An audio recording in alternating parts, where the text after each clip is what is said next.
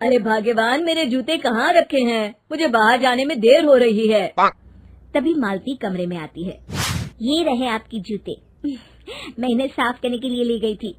अरे वाह, तुम कितनी समझदार हो, मेरे बिना कुछ कहे ही सारे काम कर देती हो। तभी मालती झिझकते हुए रमेश से कहती है, सुनिए जी, आपसे एक बात कहूँ, बुरा तो नहीं मानेंगे ना? अरे नहीं नहीं, बेफिक्र होकर कहो। शादी से पहले मैं अपने मायके में नौकरी करती थी। मैं चाहती हूँ कि अब मैं फिर से नौकरी करना शुरू कर दूं। वैसे भी सारा दिन घर में बोर हो जाती हूँ। देखो मालती, तुम्हारे नौकरी करने से मुझे कोई ऐतराज नहीं है, लेकिन तुम्हें एक बात बता दूं, हमारे खानदान में आज तक कभी किसी औरत ने नौकरी नहीं की। फिर भी एक बार तुम माँ से पूछ कर देखो, अगर वो तुम्हें नौकरी करने की इजाजत दे देती है तो अच्छी बात है। रमेश वहाँ से चला जाता है। फिर उसी शाम मालती अपनी सास के पैर दबा रही होती है। तभी उसकी सास मालती से कहती है, अरे क्या बात है बहू, आज तो ठीक तरह से मेरे पैर नहीं दबा रही, किसी ख्याल में खोई पड़ी है क्या? मैं भी तो जानूं आखिर बात क्या है। दरअसल वो माँ जी। अरे हाँ हाँ बोलो, इतना सोच क्यों रही हो? माँ जी, अगर आप बुरा न माने तो मैं नौकरी करना चाहती हूँ। घर के काम करने के बाद मेरे पास काफी वक्त बच जाता है।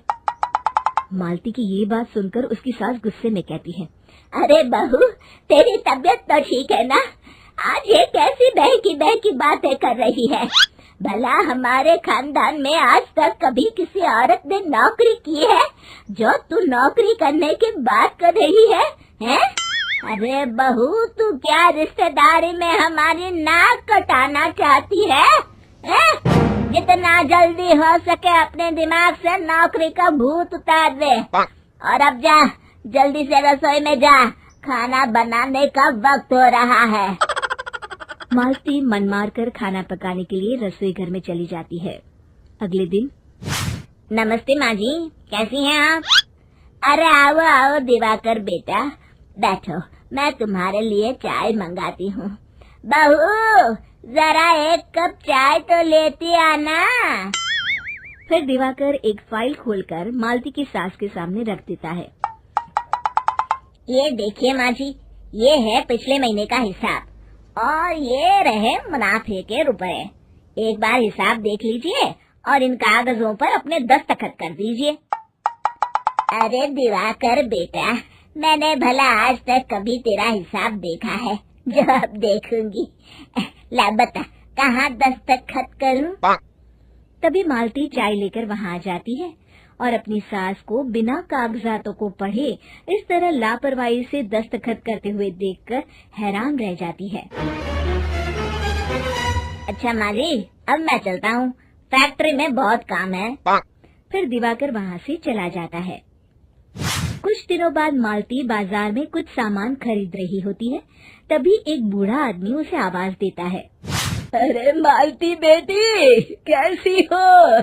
मुझे पहचाना? मैं तुम्हारी कंपनी में मुनीम का काम करता हूँ।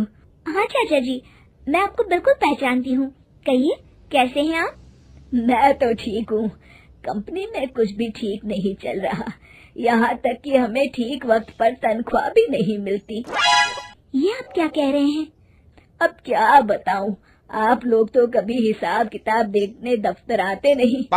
मेरी मानो तो एक बार आप लोग दफ्तर आकर सारा हिसाब किताब देख लो, आपको असलियत पता चल जाएगी। अच्छा बेटी, अब मैं चलता हूँ, देर हो रही है। फिर वो बूढ़ा वहाँ से चला जाता है। वहीं दूसरी तरफ मालती घर पहुंचकर अपनी सास को सारी बात बताती है। तभी वहाँ रमेश भी आ जाता है, लेकिन मालती की सास मालती की किसी भी बात पर विश्वास नहीं करती।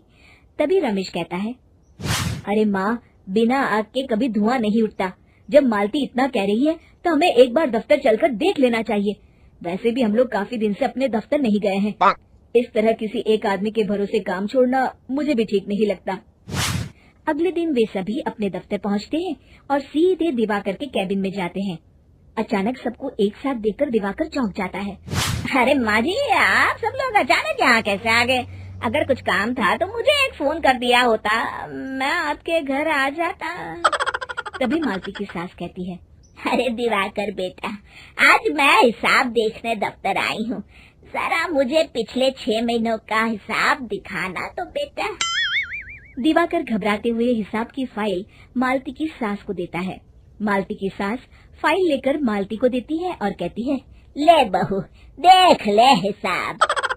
मालती फाइल को बड़े गौर से देखती है और अगले ही पल उसे सारी गड़बड़ी समझ में आ जाती है। वो अपनी सास से कहती है, माँ जी, मुनीम चाचा बिल्कुल सही कह रहे थे। हमारी कंपनी में पिछले 6 महीनों में जितना मुनाफा हुआ है, हमें उसका आधा पैसा भी नहीं मिला। यूँ समझ लीजिए कि 1 रुपये में सिर्फ चवन्नी ही हमारे हाथों में आई है। मालती की बातें सुनकर मालती की सास गुस्से से दिवाकर को पूछती है, क्यों दिवाकर, मेरी बहू जो कह रही है वो सच है? दिवाकर समझ जाता है आज उसका भांडा फूट चुका है। वो गिड़गिड़ाते हुए कहता है, मुझे माफ कर दीजिए माँ जी, मैं पैसों के लालच में अंधा हो गया था। अरे वाह दिवाकर, तू तो एक नंबर का चोर निकला। इतने दिनों से मैं तुझ पर आंख बंद करके भरोसा करती रही और तू मुझे ही चुना लगाता रहा। अभी के अभी निकल यहाँ से और दोबारा अपनी शक्ल मत दिखाना। दिवाकर वहाँ से भाग जाता है।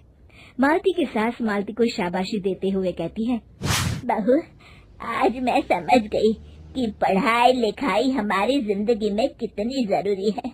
मैं बहुत किस्मत वाली हूँ जो मुझे तुझ जैसी बहू मिली है। शिक्षा, पढ़ाई लिखाई का इस्तेमाल सही जगह करके हम दुनिया में बहुत कुछ बदल सकते हैं।